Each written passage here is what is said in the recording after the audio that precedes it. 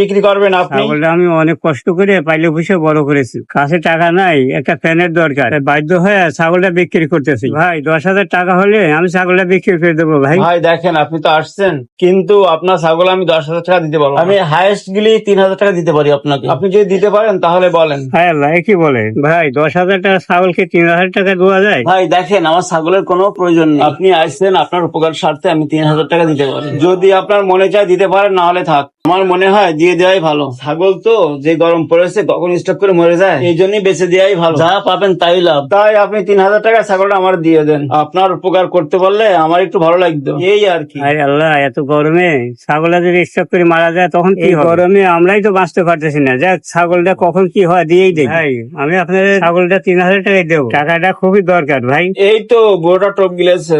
আপনি আমারে 3,000 টাকায় দিয়েন ভাই। চলেন, আমার ছাগলটা দেখে শুনে নিয়েন, চলেন। তা কোথায় আছে আপনার ছাগল?